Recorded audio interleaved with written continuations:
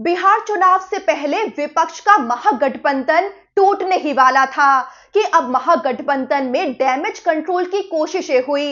इसी कड़ी में तेजस्वी यादव ने बड़ा बयान दे दिया। तेजस्वी यादव ने कहा कि महागठबंधन में कोई विवाद नहीं है और सभी सवालों के जवाब कल मिलने वाले हैं। महागठबंधन के अंदर सीट बंटवारे और मुख्यमंत्री चेहरे को लेकर जो महाघमासान चल रहा था, उसे सुलझाने मैदान में खुद कांग्रेस के वरिष्ठ नेता और राजस्थान के पूर्व मुख्यमंत्री अशोक गहलोत उतरे। अशोक गहलोत सीधा तेजस्वी यादव से मिलने उनके आवास पर पहुंच गए, जहां बातचीत कर विवाद को सुलझाने की कोशिश हुई। वहीं सीएम फेस को लेकर भी महागठबंधन के अंदर से बड़ी खबर आ रही है। चलिए महागठबंधन के अंदर का पूरा माहौल आपको समझाते हैं। दरअसल बिहार विधानसभा चुनाव से पहले महागठबंधन में सीट शेयरिंग को लेकर तनातनी देखी गई। 243 सीटों वाले बिहार में इस वक्त महागठबंधन के 254 उम्मीदवार मैदान में हैं, यानी कई सीटों पर महागठबंधन के दलों को एक दूसरे के सामने खड़े होने की नौबत आ गई। बिहार की 11 सीटों पर कांग्रेस, आरजेडी और सहयोगी दलों के बीच मतभेद बने हुए हैं। वहीं एक सीट यानी गौड़ाबोराम सीट को लेकर वीआईपी प्रमुख मुकेश सहनी ने उम्मीद जताई है कि ये मामला जल्द सुलझ जाएगा। इसी के तहत कांग्रेस ने अपने अनुभवी नेता अशोक गहलोत को पटना में मिशन पर भेज दिया। अशोक गहलोत के साथ कांग्रेस प्रभारी कृष्णा अल्लावरू भी पटना पहुंचे। इसी दौरान एयरपोर्ट पर अशोक गहलोत ने मीडिया से बड़ी बात कही। वो बोले कि 5 से 6 सीटों पर कुछ नेताओं ने उत्साह में आकर नॉमिनेशन कर दिया। वो आगे बोले कि 5 से 6 सीटों पर विवाद होना कोई बड़ी बात नहीं है। अशोक गहलोत आगे बोले कि हर राज्य में जब गठबंधन होता है तो थोड़ी बहुत सीटों पर मतभेद होना स्वाभाविक है, इसे ज्यादा बड़ा मुद्दा नहीं बनाना चाहिए। वहीं अशोक गहलोत ने आगे कहा कि 1-2 दिन में सब भ्रम दूर हो जाएगा। फिर पटना एयरपोर्ट से सीधे अशोक गहलोत राबड़ी देवी के आवास पर पहुंचे, जहां उनकी मुलाकात तेजस्वी यादव और लालू यादव से हुई। यहां लंबी बैठक चली, जिसमें सीट शेयरिंग और उम्मीदवारों के नाम पर विस्तार से चर्चा हुई। बैठक में कांग्रेस के प्रभारी कृष्णा अल्लावरू भी मौजूद थे।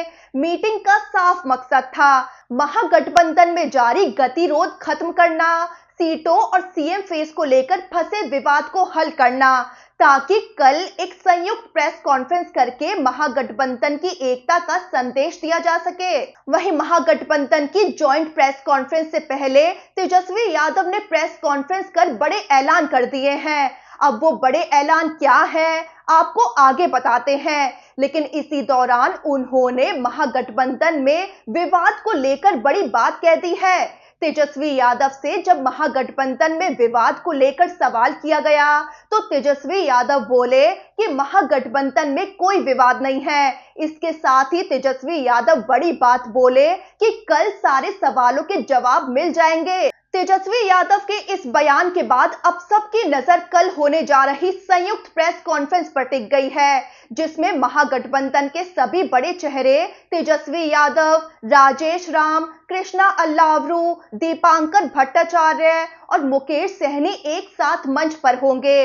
वहीं महागठबंधन में सीएम फेस को लेकर भी अब मामला सुलझता दिख रहा है। पप्पू यादव ने साफ कर दिया है कि मुख्यमंत्री कांग्रेस से नहीं बनेगा, आरजेडी या बाकी दल में से कोई बनेगा।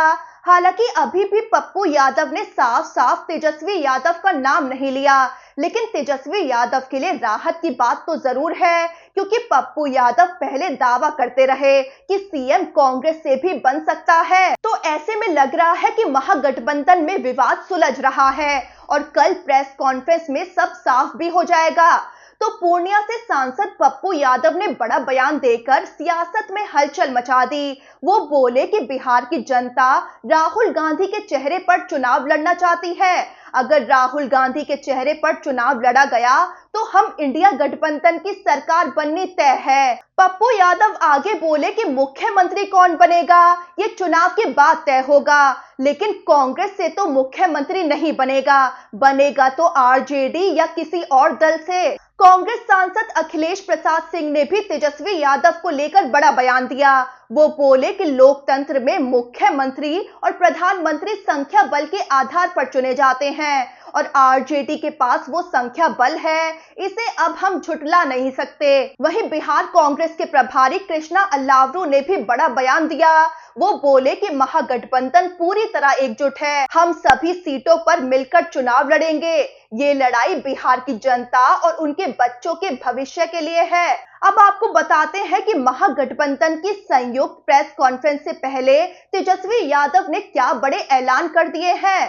तो बिहार में अगर सरकार बनी, उसको लेकर तेजस्वी यादव ने कई बड़ी घोषणाएं कर दी हैं। उन्होंने कहा कि सभी जीविका दीदी को स्थायी सरकारी कर्मचारी बनाया जाएगा और उनकी सैलरी 10,000 से बढ़ाकर 30,000 रुपए की जाएगी। साथ ही उनके लोन का ब्याज माफ किया जाएगा और 2 साल तक ब्याज मुक्त ऋण मिलेगा। तेजस्वी यादव ने संविदा कर्मियों को भी परमानेंट करने का ऐलान किया और नीतीश सरकार पर शोषण करने का आरोप लगाते हुए कहा कि अब शोषण खत्म होगा और हर संविदा कर्मी को स्थायी दर्जा देंगे।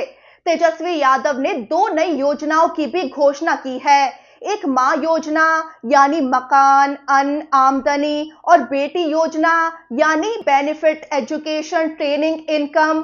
वहीं तेजस्वी यादव ने अपने पुराने वादे को भी दोहराया है कि हर परिवार को एक सरकारी नौकरी दी जाएगी। उन्होंने कहा कि सरकार बनते ही 20 दिन में कानून बनाकर 20 महीने में हर परिवार को नौकरी दी जाएगी। और प्रेस कॉन्फ्रेंस के आखिर में तेजस्वी यादव ने कहा कि ये मेरा वादा नहीं, मेरा प्रण है। हमने डेटा तैयार कर लिया है और जो कहा है वो करके दिखाएंगे। अब फिलहाल तो सबकी नजरें महागठबंधन की संयुक्त प्रेस कॉन्फ्रेंस पर टिक गई हैं।